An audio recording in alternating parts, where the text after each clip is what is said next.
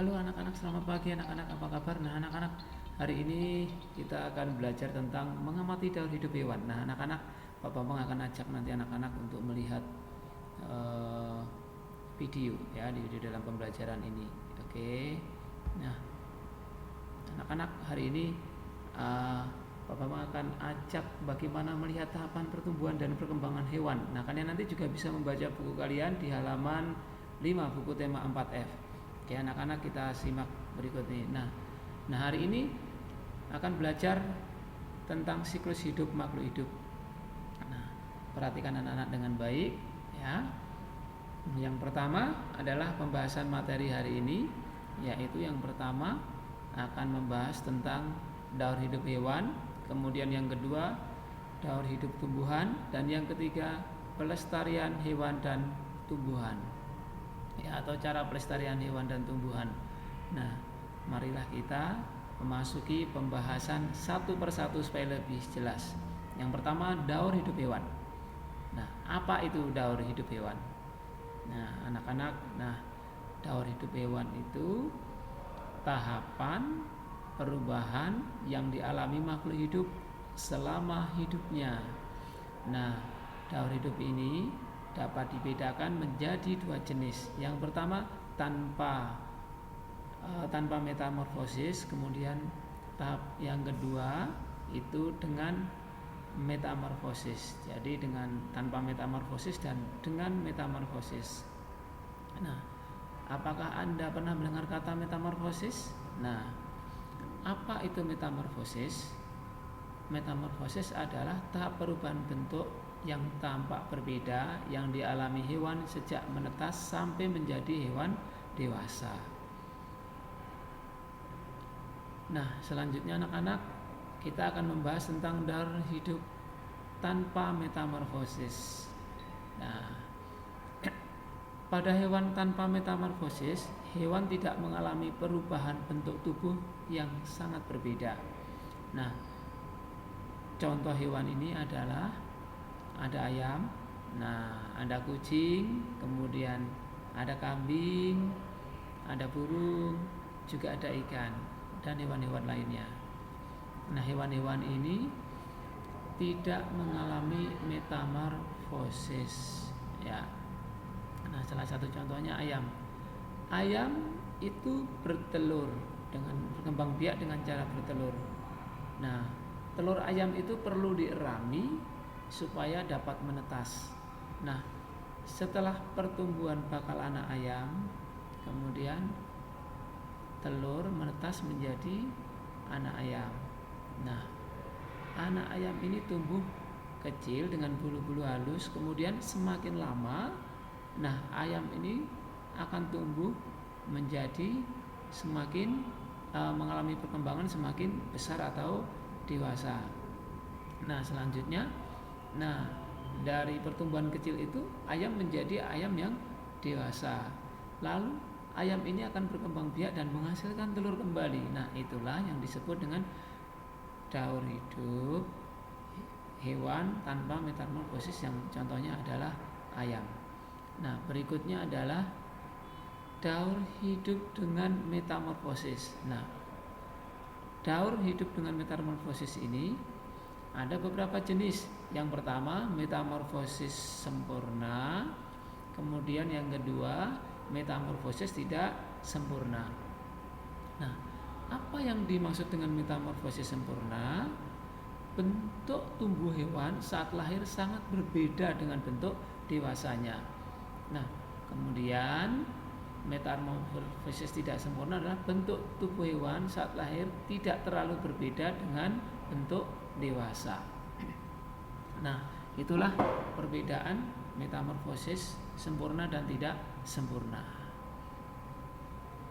Nah, selanjutnya anak-anak, kita akan membahas tentang contoh hewan dengan metamorfosis sempurna.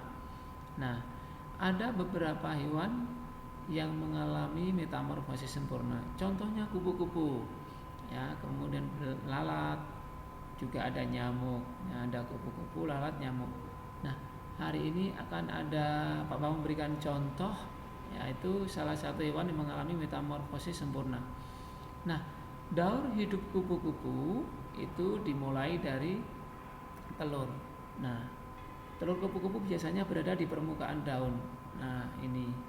Kemudian telur ini akan menetas menjadi ulat. Nah, ulat ini kan memakan dedaunan. Nah, setelah itu ulat ini akan mengeluarkan semacam benang sutra untuk melekatkan ulat tersebut pada daun. Nah, kemudian ulat ini melepaskan kulitnya akan menjadi kepompong. Nah, ini adalah kepompong. Kemudian ketika mengalami masa kepompong, ini akan berubah menjadi kupu-kupu. Nah, inilah daur hidup metamorfosis sempurna adalah kupu-kupu ya. Ini. Nah, selanjutnya kita akan membahas contoh hewan dengan metamorfosis tidak sempurna. Ada banyak jenis hewan yang mengalami metamorfosis tidak sempurna. Salah satunya adalah nih, ada kecapung, kemudian ada kecoa, kemudian ada belalang. Nah, hari ini akan Bapak memberikan contoh metamorfosis tidak sempurna pada belalang. Nah, ini belalang dengan tahap telur. Kemudian telur ini menetas menjadi belalang muda yang miripnya sama dengan belalang dewasa. Nah, belalang muda ini belum memiliki sayap. Nah, belalang tersebut mengalami perkembangan. Nah, belalang muda ini akan berganti kulit beberapa kali dan akhirnya tumbuh menjadi belalang dewasa. Nah, kemudian ini merupakan tahap telur belalang muda. Ini fase 1 ya, ini fase 2, kemudian dan akhirnya menjadi belalang dewasa atau besar. Nah, inilah tahap daur hidup hewan dengan metamorfosis tidak sempurna pada belalang. Nah, materi berikutnya adalah kita akan membahas daur hidup tumbuhan. Nah, anak-anak tumbuhan juga mengalami daur hidup ya. Nah, sebagian besar tumbuhan mengalami daur hidup tumbuhan dari kecil, misalnya tumbuhan kacang hijau, jagung, tomat, apel ya. Nah, anak-anak daur hidup tumbuhan itu berawal dari biji. Nah, biji tumbuhan ini dapat tumbuh dengan baik jika tumbuh di tanah yang subur. Nah, biji ini akan menyerap air sehingga pecah. Nah, dari dalam biji ini muncul akar. Nah, ini ada akarnya. Lalu biji ini tumbuh menjadi kecambah. Nah, ini disebut dengan kecambah. Nah, kecambah akan terus tumbuh menjadi tumbuhan muda. Ini ada daunnya. Nah, ini dapat melakukan fotosintesis karena memiliki daun. Nah, fotosintesis itu proses pembuahan makanan pada tumbuhan. Nah, kemudian tumbuhan ini berkembang menjadi tumbuhan yang dewasa. Nah, tumbuhan dewasa ini nantinya akan menghasilkan bunga. Nah, bunga ini lama-lama akan menjadi biji. Kemudian biji ini akan jatuh dan kembali menjadi cambah. Nah, inilah tahap daur hidup tumbuhan. Nah, selanjutnya kita akan membahas tentang daur hidup hewan dan tumbuhan. Nah, maka kita akan sekarang membahas tentang bagaimana kita akan melestarikan hewan dan tumbuhan. Nah, keberadaan hewan dan tumbuhan itu perlu kita lestarikan ya, supaya dia hidupnya juga lebih baik dan juga terawat. Satu, melestarikan hewan dan tumbuhan langka. Kemudian, nah, pelestarian dapat dilakukan dengan in situ atau dilakukan di habitat asli hewan dan tumbuhan. Nah, contohnya yaitu cagar alam. Kemudian pelestarian juga dapat dilakukan secara ex situ. Nah, dilakukan di luar habitat asli hewan dan tumbuhan. Contohnya yaitu tempat penangkaran. Nah, adapun contoh hewan. Nah, contoh hewan adalah burung cendrawasih, ya kan, badak bercula 1, kemudian harimau Sumatera, komodo dan orangutan. Nah, sedangkan tumbuhan langka, contohnya ada bunga bangkai,